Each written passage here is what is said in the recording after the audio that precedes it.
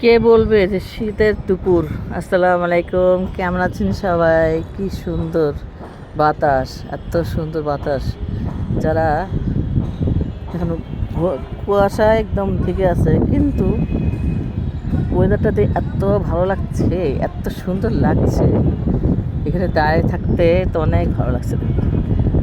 কোন জায়গায় চলে আসলাম, এত সুন্দর। এখন একটু বৃষ্টি হলে গাছগুলো আরও সুন্দর হয়ে যাবে, আরও সুন্দর হয়ে যাবে।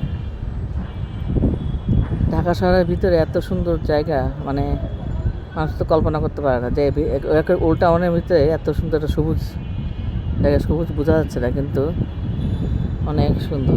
এত বাড়িঘরে ভরা ঢাকা শহর। ও কতদূর দেখা যাচ্ছে, সব কুয়াশায়।